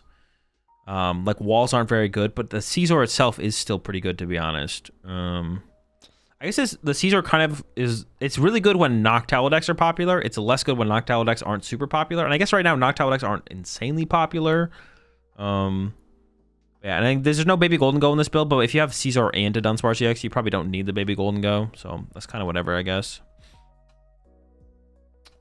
Yeah, something like this. This is literally I was like, I like the idea of the one, but yeah, this is what I envisioned more. Oh, and the 2 Iono. I also like the idea of the 2 Iono a lot because it allows you to like play like a one prizer board. You can go like Baby Golden Go, Caesar, Baby Golden Go, and go like Iono on the last two one prizers. This is like literally what I envisioned as a Golden Go deck with Caesar. Baby Golden Go 1 with Caesar, 2 Iono, because you can play a one prizer board state for a little while through your Night Treacherous and your Baby Golden Go plus a Caesar, and then has the Vengeful Punch in here as well for the Pikachu. I really like this list. I would maybe try and fit Zoroark in here as well, but I don't know. But just like these pieces, I like those pieces in the deck for sure. I was gonna say no Rescue Board, but I guess you don't need Rescue Board if you don't have Revavroom or Zoroark, right? You're fine without it. 2 Boss Counter Catcher in the bundle. Nothing crazy. More Joltik Box, Maractus. Maractus is Maractus is definitely gonna go up and play for sure. If you all are looking to like figure out like some final tech cards for your deck, play a Switch, play a Turo. Okay, this is the deck that looks sick. All right, this deck actually looks sick. I love the way this list looks. I'm gonna be playing this list today for sure. This deck is sick. Now, I'm not a big fan of the Dunsparce, and I think Charizard is bad, but I still think this list is absolutely sick because you're basically playing like a Jack engine deck. You have 3 Jack. I'm gonna try and put a 4th Jack in here, and you just use Jack to get your Dunsparces and get your Pidgeot stuff, and your like the Jack is just so powerful in this deck, which is like really, really cool. I think you could definitely even try and fit 4 Jack in here as well, so it becomes just like a full-on Jack deck. I don't think that this makes Charizard. This is like, oh my gosh, there's a way to play Charizard that's good. Charizard probably still sucks, but the idea of like a Jack engine deck is really, really cool. So I'm gonna play this deck today for sure, because it just seems sick. Oh wait, what the heck? Same 60s? Back to back right here? It's close, right? Yeah, dude. If these players are not in cahoots, bro, something's going on. This player only has 2 Jack though. This player has a Morty. And, although this player has the Morty too. Dude, these players better be in cahoots. If these players are not in cahoots, this is a crazy coincidence that both of them are in top 64 with like a list that's like 2 cards off, 1 card off. They better be in cahoots. All right, some more Guardy action here. Nothing crazy. Dragapult. I'm just going to skip most of the Dragapult, to be honest, at this point. We do see a little Zoroark. Our Chaladon action here. A thin Zoroark line. Trolley build. Some cool tool cards included in there as well. This is the most fun way to play our Chaladon for sure, I think. But I still think the Poison build is the better way to go. Okay, here we go. Golden Gold with the Caesar. Yeah, see, once again, I mean, actually, this might be the exact same 60. I think the last 2, this player and the last Golden Gold player list we saw, they're definitely in cahoots as well. More Goldie. Just a straightforward build, nothing crazy. Golden Gold Dragapult here. Similar to the build that did well is it Monterey, right? It's like the same build like that. The 1 Dragapult. Ooh, some Slacking. Okay, let's take a look at the Slacking build here. Boomerang Energy, Jet Energy, Grand Tree. Shouldn't there be 4 Colch's Tenacity in this deck? Am I trolling for like thinking that? I feel like there should be 4 Colch's. Like finding Grand Tree plus your energy for turn seems really, really good. It also opens up like Fan Rotom turn 1 attacks, right? Like you get Fan Rotom, and then you Colch's Tenacity for Jet plus Stadium, and then you Fan Rotom to the active Assault turn 1, right? Yeah. Dusknoir here as well. 2 counter gains, so you can more consistently attack with your Slacking. I guess turn 1 attaching to Slacking or the Slack Off is probably important as well. Put the Arvins for Colress. Maybe at least one of them. Colress for Artisan can also get the Rotom. True, yeah, you can go Colress for Artisan and Jet, and then turn 1 Fan Rotom Assault Landing plus Fan Call. Dude, that's just kind of sick. Catching up with the stream. Bundle was a big reason I won the mirrors. Thanks, Azul. Wait, what were you playing again, Thomas? Oh, I have to scroll way too far. Oh, was it for the Dragon? Were you were playing Dragapult, right? The Dragapult with the Iron Bundle. I'm glad someone is putting it to use because it just seems correct. I'm glad someone's putting it to use for sure, Thomas. Yeah, Iron Bundle just seems insane to help break the Badoo wars. Spike energy and slacking. Honestly, the Jets and the Boomerangs just seem too good. I mean, maybe. I don't know. Does that help your math at all? You're hitting for 280. This deck just has no way to one-hit KO a Dragapult. Oh, yikes. Yeah, we just can't KO a Dragapult here. I don't know if Spike Energy is the answer. Oh, we have Black Belt's training. Never mind. We have a way. We have a way. So do you know what Farfetch does? I feel like this is like a D's nuts joke. Okay, the slacking list is cool, to be honest. Slacking's cool. Slacking's cool. Big fan. Big fan. Might try it out. I might try that list out. Or honestly, it just kind of inspires me to want to try slacking. I might not try that exact 60, but it kind of inspires me to want to pick up the deck and try it out. Brent Tonneson 60. Moon Poison Package. I still think this is a deck I still need to try. I think this might be Farfetch searches for a tool. It lets you Evo. It's not a decent joke. I'm trying to figure out why Farfetch is not in the slacking deck. Maybe it rotated. Oh, the Farfetch's ability. It says search your deck for a tool card, so you can search your deck and attach it to it. So you search your deck for TM Evo, Colress's Tenacity. Wait, dude, that's like a sick combo, right? It's not rotated. So you Colress's Tenacity for Artisan, Artisan for Farfetch. Dude, that's just a sick combo. Wait, hang on. That's kind of gross. Fan Rotom. You Fan Rotom. You get the Farfetched. You jet the Farfetch to the active off your Colress's Tenacity. You attach TM Evo. You use TM Evo. Oh my. Dude, what? Let's go. Wait, that's sick. Now I really want to try slacking. Just that combination of cards in general makes me want to try slacking. I'm down. I'm down. That's sick. Artisan off the Colress finds Fan Rotom. Yeah, so you get Colress's Tenacity for Artisan. Ooh, that's just sick, man. That's just sick. All right, we're trying that eventually for sure. Yeah, Moon Poison Package, chill deck. I definitely need to give it a shot. Hydreigon is also a deck. Dude, there's too much Pokemon to play right now. This is another deck that I think abuses Jack really, really well. Fan Rotom should definitely maybe be in here, though, to be honest. But I think this deck abuses Jack really, really well with the Dunsparce Draw Engine. Yeah, Jack is just really, really good in this deck, to be honest. That's what I like about the Charizard build as well, to be honest. Like, I just like that. There's a lot of decks that I'm very inspired by with this tournament. It's not Raging Bolt, though. Don't worry.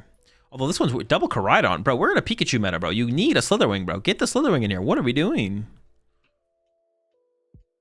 Let him overload one peak and run you over?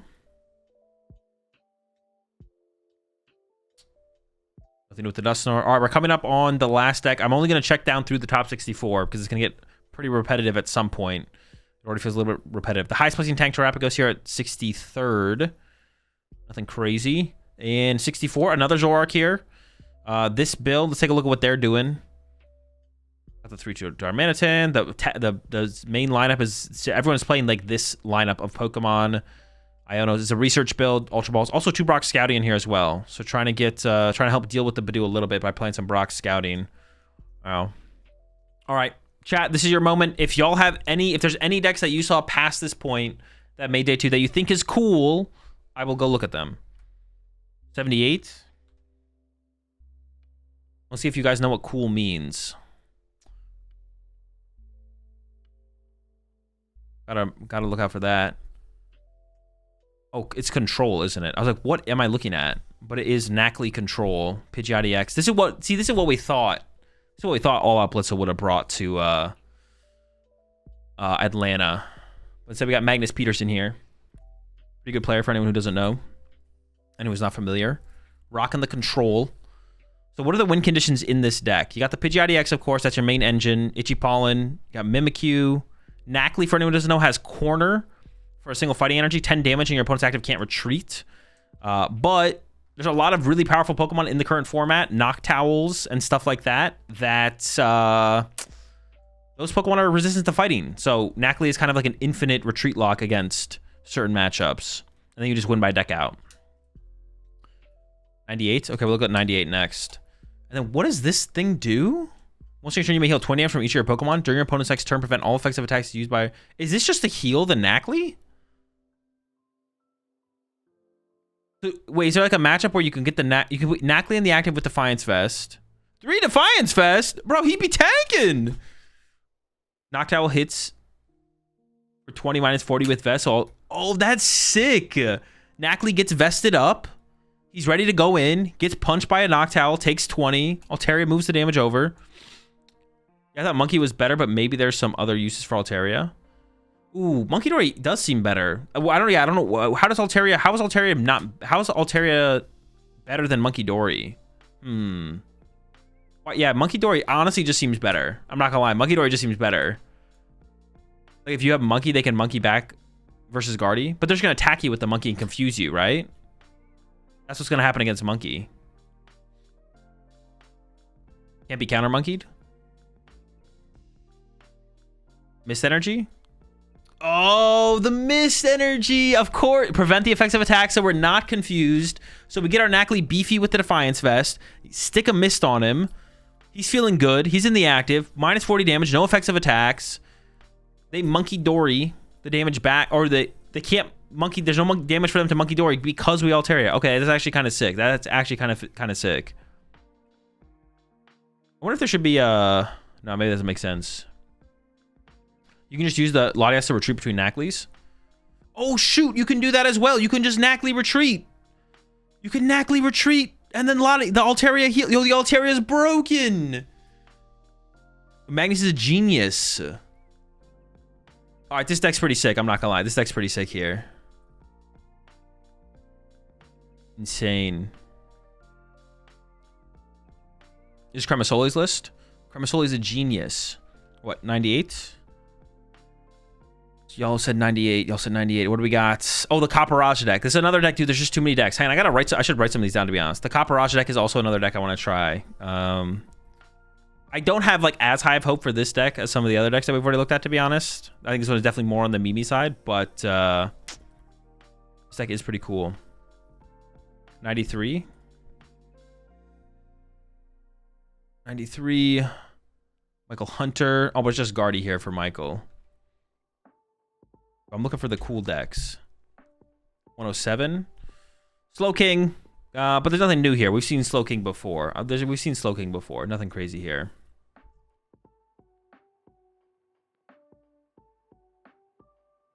$73, $79. All right. I'm looking for something I've never seen before. 73. I've seen this before, and I hate it. Next, 79. Let's see, Walls. Seen it before. Nothing crazy. 90 is also cool. All right, I'll take a look at 90. Hunter. 90. Dragapult. Oh, this is pretty similar to the build. Yeah, so this is like the 4 Brock scouting build. See, this is like, and this build I feel like has like a little bit more. It's like a little bit more ahead of the curve. Not as much as the one as like Kim's build or the second place build, Pedro's build. But this one was like more on track than the other Dragapult list we were seeing as far as like getting ahead as far in the meta as far as that goes. I guess a Latias just kind of makes sense, right? You go Brock scouting to get Latias Badoo. Maybe you have a Poffin in hand. That gets you double Treepy. You get into the Badoo turn 1 and start attacking. Yeah, I guess the Latias makes a lot of sense, especially with the Brock scouting. I always forget that Brock scouting can find any basic Pokemon. Like, it's not just non-rule box. Like, in my head, I'm always initially like, you can't find rule box Pokemon with it. But you actually just find 2 basics. You can find the Latias. You can find whatever. Yeah. All right. I think it's going to do it for the recap of Seville, though. Took a look at some lists. Took a look at some lists. Also took a look at the meta and everything. Let's play some Pokemon now.